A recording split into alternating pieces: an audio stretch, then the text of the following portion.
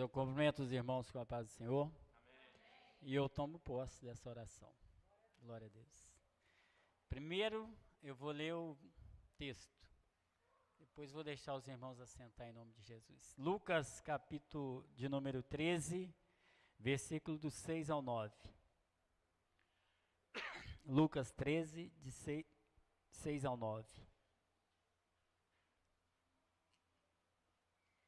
Glória a Deus, aleluia. Amém? A palavra do Senhor diz assim: E dizia essa parábola: Um certo homem tinha uma figueira plantada na sua vinha, e foi procurar nela frutos. Não a achando, disse ao vinhateiro: Eis que há 3 anos venho procurar fruto nessa figueira, e não acho. Cortai-a, porque ela ocupa o lugar, ainda na terra, inutilmente. E ele, respondendo, disse-lhe: Senhor, deixa esse ano, até que eu escave, a esterque, e se der fruto, ficará. Se não der, depois mandarás cortar. Amém? Podeis assentar. Aleluia. O Alisson vai botar o fundo lá. Glória a Deus. Irmãos, é um prazer estar aqui mais uma vez. Toda vez que eu venho aqui tem gente diferente. Outro dia, Mateus Júnior foi pregar lá na minha igreja, eu ouvi ele pregar, agora ele vai ouvir eu pregar. A Kaislane, eu não consegui gravar o nome dela de jeito nenhum, mas agora consigo. Tanta gente nova aqui. Falei errado ainda. Pelo amor de Deus, desisto, não aprendo mais não, tá bom? Kika, agora lá na farmácia vou te chamar só de Kika, tá bem? Tá bom? Outra coisa, então eu errei o nome dela? Pelo amor de Deus, tô orando pouco, não, tô orando muito. Deixa eu falar, eu não ia pregar essa mensagem. Sabe qual mensagem que... Tinha 2 mensagens ou 3 que eu queria pregar. Pastor, eu queria pregar a mensagem sobre o Gideão, quando o anjo chegou perto dele e falou assim: você me espera aqui que eu vou ali em casa trazer uma oferta para você? Aí o anjo falou assim: eu te espero. O Gideão foi lá, irmãos, e buscou um cabrito. Aí passou um tempo, um pouco na frente do texto, o anjo vai lá na casa do Gideão e encontra um bezerro lá, um touro, de 7 anos. Aí o Senhor falou assim comigo, no meu coração: tem muita gente que oferece um senhor um cabrito, quando ele tem a oportunidade de oferecer um bezerro. Tem hora que nós oferecemos algo para o Senhor, pequeno, mas nós temos condição de oferecer mais. A oferta era dada mediante a sua condição. Quem tinha condição de oferecer uma rolinha, algo menor, e o Gideão tinha condição de oferecer um bezerro e oferecer um cabrito. E você sabe por quê, Edmar? Porque o bezerro que estava lá na casa dele estava sendo preparado para ofertar a Baal, que o pai dele ia ofertar o bezerro a Baal. E você sabia por que também que o Gideão não deixou o anjo lá na casa dele? Porque tinha um altar a Baal lá. Será que nós saindo desse culto aqui, pastor, o anjo pode ir lá na minha casa, na sua casa? O que ele vai encontrar lá? O que ele vai encontrar no seu lado? No seu celular depois de um culto desse? O que ele vai encontrar no íntimo do meu coração depois de um culto desse? O Senhor não deixou eu pregar essa mensagem. Tudo bem. Aí eu falei assim: Senhor, então eu vou pregar sobre o Jorão. O Jorão, irmãos, ele chamou o Josafá para ir para a guerra. Chamou o rei de Edom também. Só porque o Mesa, rei dos Moabitas, não queria mais pagar tributo para ele depois que o pai dele morreu. Eles foram para a guerra, não consultaram o Senhor. 7 dias depois acabou a água. O rei Jorão colocou a culpa no Senhor. Aí o Josafá falou assim: não, o Senhor não tem nada a ver com isso não, e nós que quisemos vir aqui, a culpa é nossa. Quantas guerras, irmão, nós nos preparamos, nós nos planejamos por nossa conta, do nosso jeito. Quando dá errado, nós queremos culpar o Senhor. Aí o Josafá falou assim: chama lá o músico.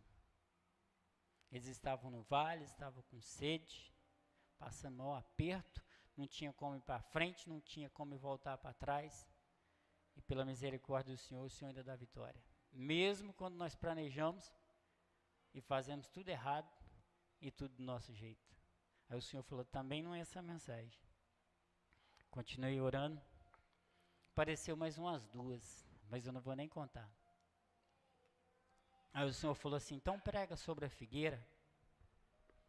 Aí eu disse, amém. E eu comecei a buscar, a estudar do Senhor. E a parábola disse que um certo homem tinha uma figueira. E no meio, tinha uma vinha e no meio dessa figueira estava plantado no meio dessa vinha estava plantada uma figueira. E você sabe, Leandro, a primeira coisa que o Espírito Santo falou ao meu coração, que a vinha e a figueira são 2 árvores totalmente diferentes. Tem nada a ver uma com a outra. A figueira, para os irmãos terem uma ideia, ela é uma árvore que nasce aleatoriamente. Vou dar um exemplo. Se você for lá na roça e você encontrar lá um pé de manga, um pé de goiaba, por exemplo, no meio de um pasto, a grande maioria das vezes, aquilo ali nasceu por acaso.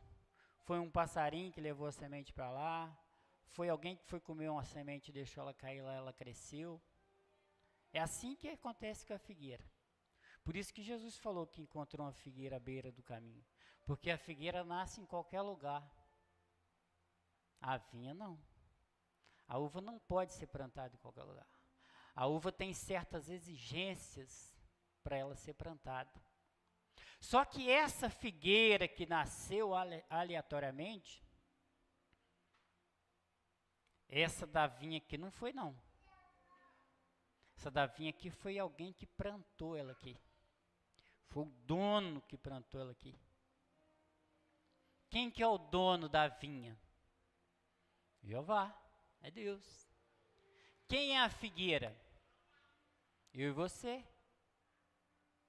Tem gente aqui que nasceu num monte de lugar. Tem gente aqui que nasceu no catolicismo, nasceu no espiritismo, nasceu lá no mundão, nasceu no futebol, nasceu na festa, nasceu...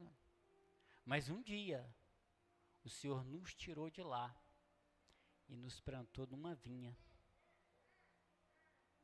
Só que tem um problema. Que essa vinha, essa terra, pastor, era terra boa.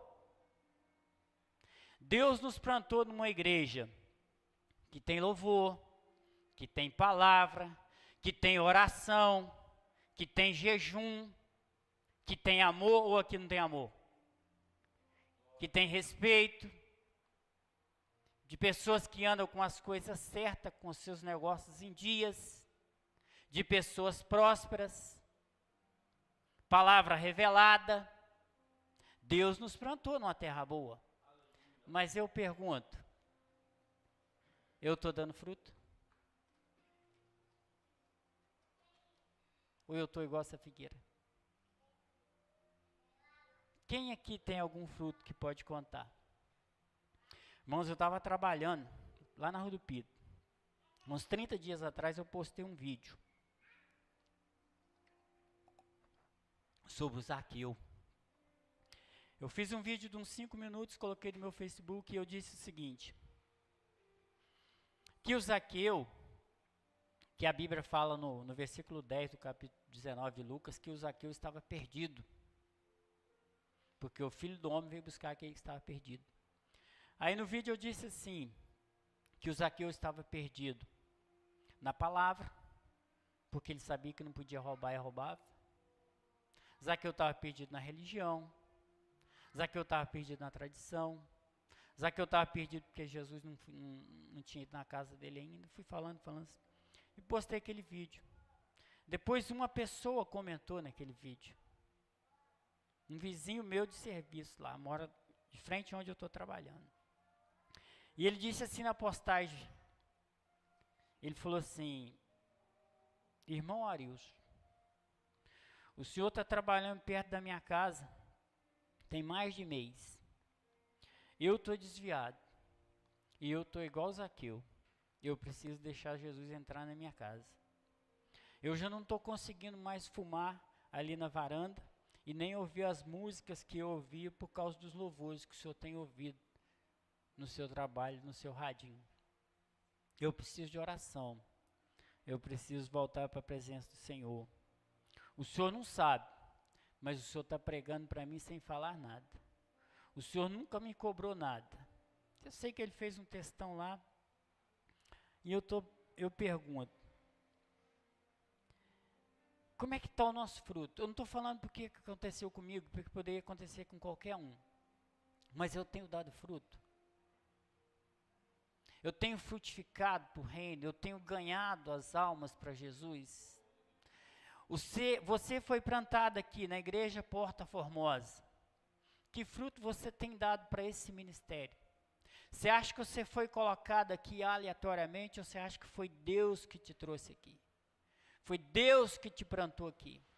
Você acha, pastor, que o senhor é pastor aqui por acaso ou foi Deus que tem um projeto para o senhor, na sua vida, para a sua família, que quer te usar nessa terra?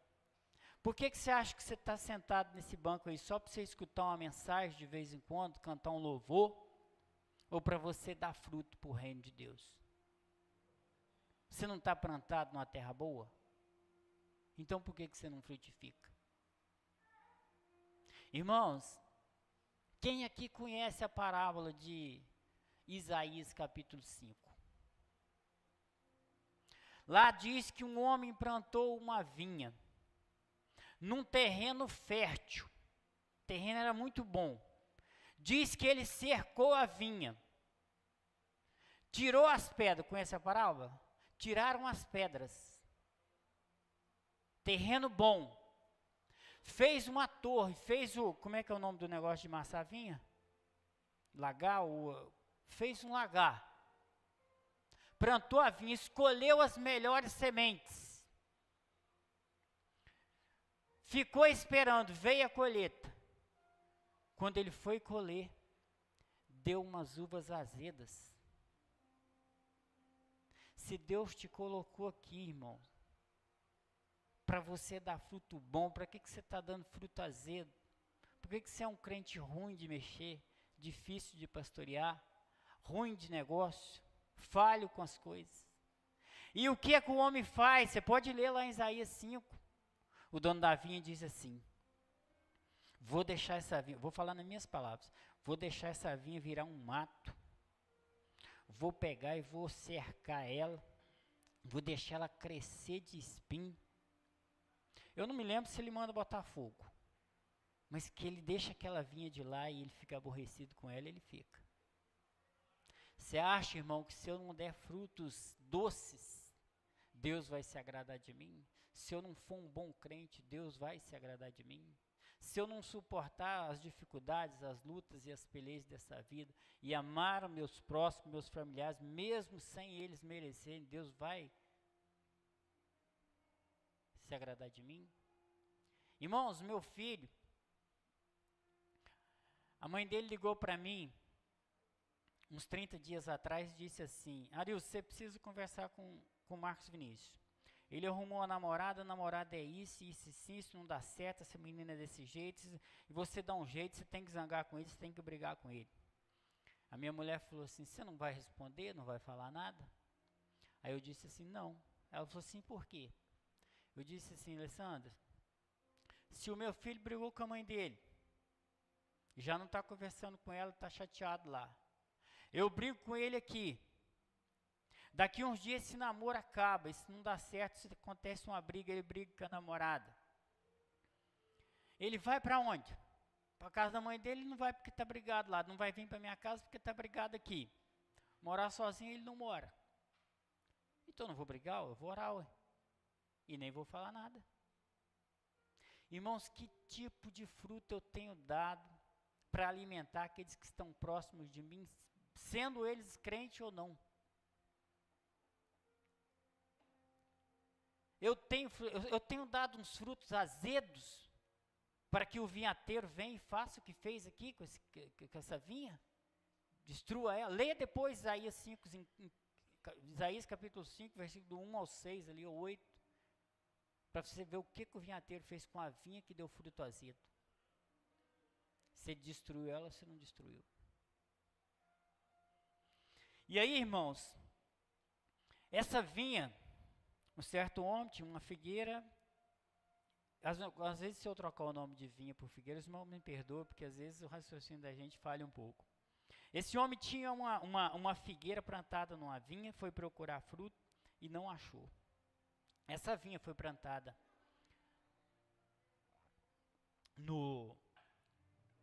essa figueira foi plantada no meio da vinha. E aí, o que mais que eu encontrei nesse texto? Como é que você ia procurar um fruto na figueira? E quais eram as características dela quando ela estava para dar fruto? A primeira coisa que ela tinha quando ela dava fruto era muitas folhas. Por quê? Porque a folha tinha dois grandes objetivos. Ela protegia de insetos e ela protegia contra o vento, porque o fruto era muito frágil. E sendo assim, o fruto não aparecia. Você tinha que abrir as folhas, você tinha que procurar, mas adentrar um pouco para a figueira para você encontrar o figo. Aí eu pergunto, se Jesus chegar perto de nós e saber que é para nós dar fruto, e a gente não está dando fruto, mas tiver as folhas, sabe o que é isso? Só tem aparência. Por que Jesus, quando passou à beira do caminho, amaldiçoou aquela figueira e no outro dia ela secou? Porque ela só tinha aparência de figueira. Fruto que era bom ela não dava. E era tempo de colher. Irmãos, eu não posso ser um crente de aparência. Eu não posso ser um crente que na hora que eu preciso provar que eu sou crente, eu não prove.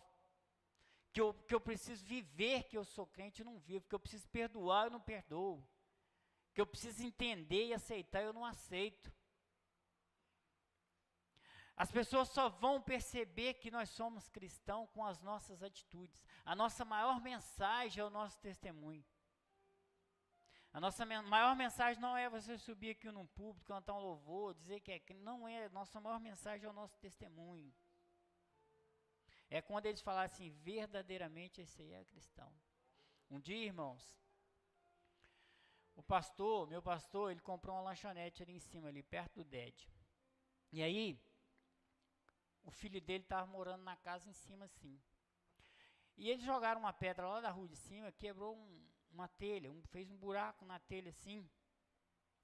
Aí o pastor falou assim, Arius, tem como você ir lá na casa do Breno consertar aqui a telha para mim? Que eles jogaram a pedra. Eu fui lá, consertei a telha, troquei a telha, foi um pouquinho difícil. O Breno falou assim, quanto que é? Eu falei assim, não é nada não, deixa para lá. Isso aí, irmão, na segunda-feira eu fui trabalhar ali perto. Fui trabalhar na casa do Gilberto. Eu consertei o telhado no sábado. Aí, eles tinham uma lanchonete lá. Eu peguei e falei assim, Gilberto, vamos comprar um pastel lá no Jefinho para nós tomar um café? Eu vim aqui no Jefinho, comprei o pastel, irmão, fiz o café. Quando eu fui lá tomar o café, eu estava trabalhando onde que é a farmácia do Polito. Aí o Gilberto falou assim, vai ali na lanchonete e pede maionese, o Breno, para nós comer o pastel. Eu tinha arrumado o telhado para ele sábado.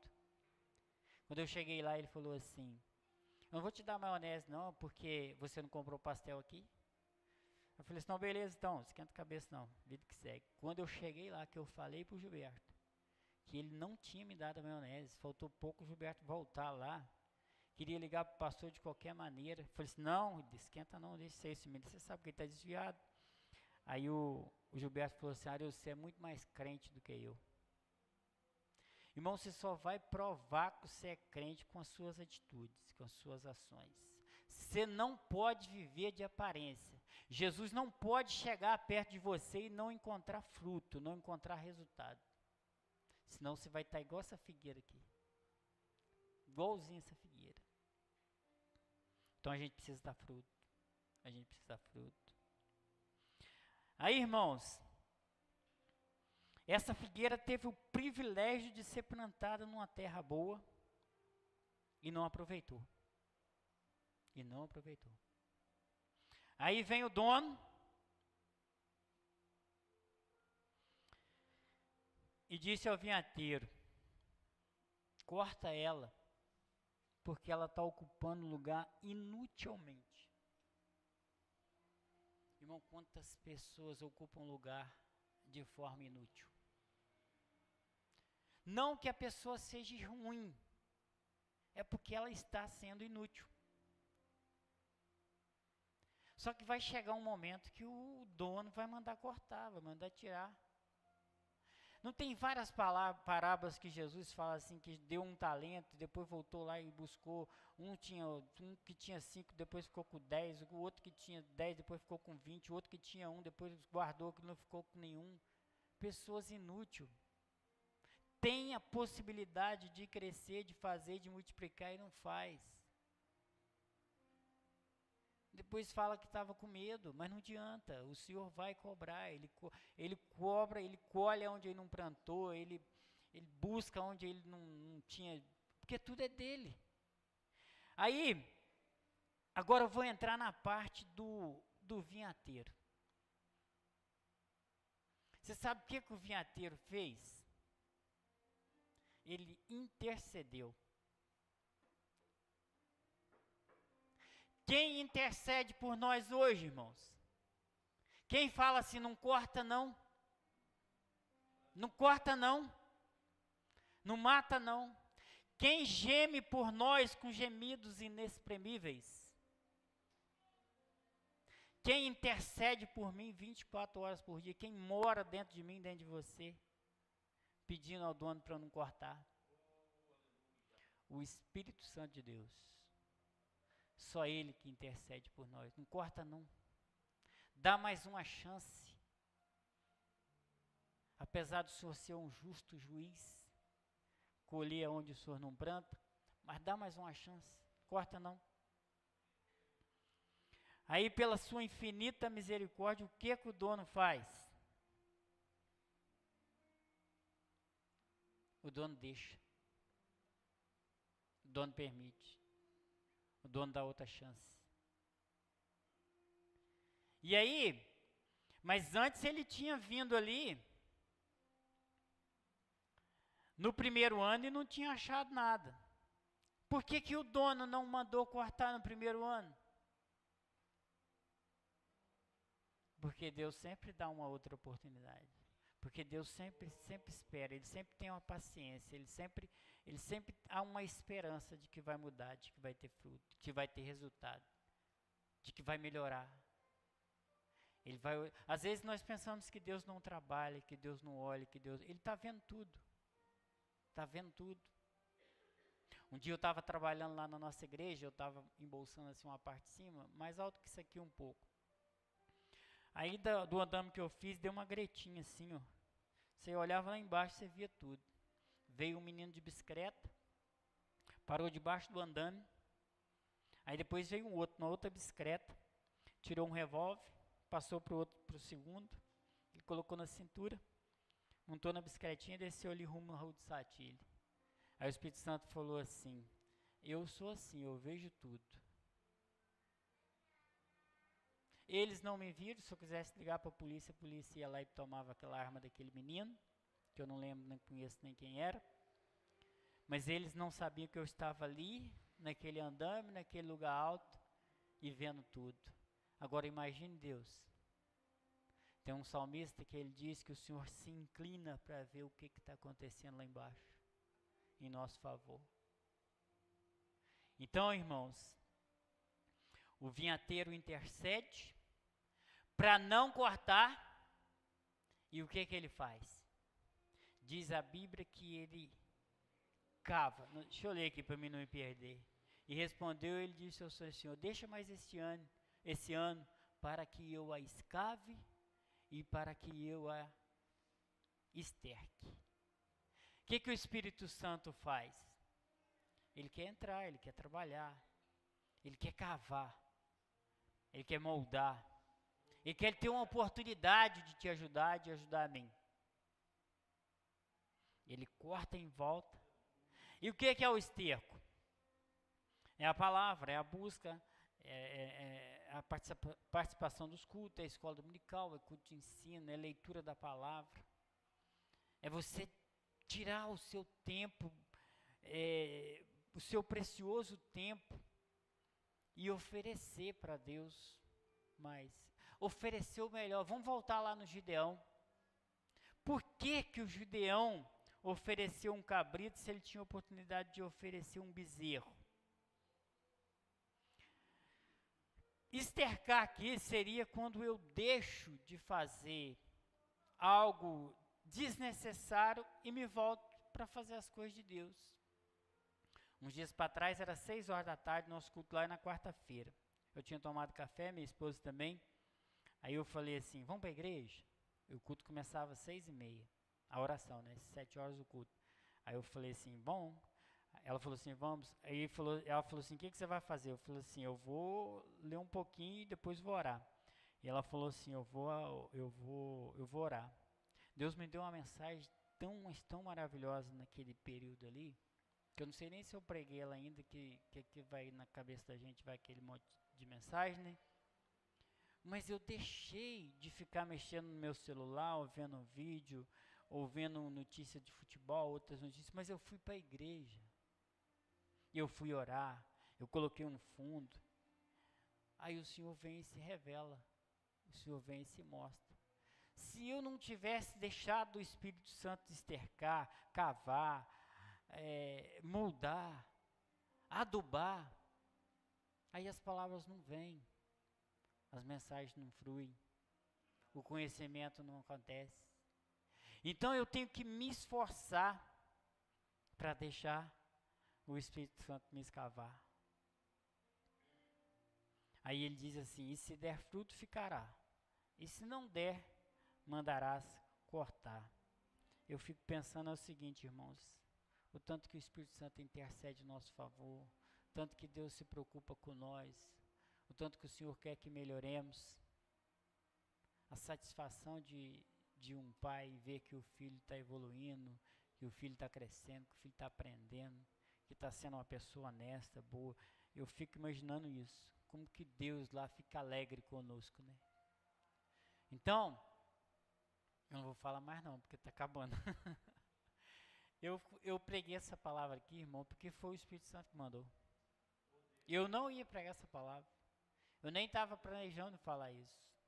Então, se Deus me trouxe aqui para dizer que eu e você somos essa figueira, que nós somos plantados nessa vinha, vamos nos esforçar para dar fruto. Vamos nos esforçar para dar resultado. Porque eu tenho certeza que essa palavra não foi à toa. Não que não demos fruto, mas é porque nós podemos dar mais. É porque nós temos condições de fazer mais. Que nós temos condições de oferecer mais. De oferecer melhor. Vocês sabiam que o Gideão também ficou todo alegre? Porque houve um foguinho lá na pedra e consumiu aquele holocausto? E ele não sabia que o Senhor tinha muito mais para a vida dele. Você já pensou com 300 homens você vencer um exército de 135 mil soldados? Dava uma média de 450 soldados para cada um dos 300. Você brigar com um às vezes é difícil, que dirá com 400. Estava estudando essa semana sobre o Jonatas. O Saul levantou 3.000 soldados assim que ele começou a reinar. Eles venceram a guarnição de filisteus, os filisteus se iraram com aquilo, se levantaram com 30.000 carros e mais 6.000 cavaleiros. Só aí dava 36.000 soldados dos filisteus contra os 3.000 do Saul. Aí o Jonas falou assim com o pajem dele, para o cara que carregava as armas dele. Vamos fazer o seguinte, vamos lá lutar contra esses filisteus, você sabe por quê? Porque para Deus dar a vitória, Ele não importa se é com pouco ou com muitos. Aí diz a Bíblia que eles foram lá só os dois. e Deus deu a vitória. Diz a Bíblia que quando Jonatas e o companheiro dele iam, a terra tremia e os filisteus morriam. É Deus que nos dá a vitória. É Deus que vai à frente de nós. Você sabe que, Edmar, que os filisteus fizeram? Os filisteus não permitiram que os israelitas, durante o reinado de Saul, tivessem ferreiros. Eles falaram assim, não, vocês não precisam de ferreiros, não. Quando vocês precisarem de amolar alguma arma, vocês vêm aqui na nossa terra. Você sabe por quê, Leandro? Porque os ferreiros são aqueles que preparam as armas para os soldados. Ferreiros são aqueles que oram, que buscam, que jejuam, que abrem a igreja, que limpam a igreja, que colocam o som, que intercede. E se os filisteus tiram isso do meio da igreja, na hora da luta, na hora da guerra, na hora da batalha, você não tem arma. Porque é os ferreiros que preparam as armas espirituais para nós vencermos. E é isso que os filisteus querem. Ainda vem com conversa mole ainda, não precisa ter ferreiro não. Na hora que vocês precisarem, vocês vêm cá amolar as ferramentas de vocês. Porque na hora que chegasse na guerra, não tinha ninguém preparado. Ninguém dava fruto, não tinha resultado, não tinha vitória, porque eles não prepararam. Amém? Eu agradeço a minha oportunidade, em nome de Jesus. Foi um prazer estar aqui, prazer ver o meu amigo Mateus Júnior e a minha amiga Kika. Não vou falar mais Kaislane, não. E eu agradeço a minha oportunidade, em nome de Jesus.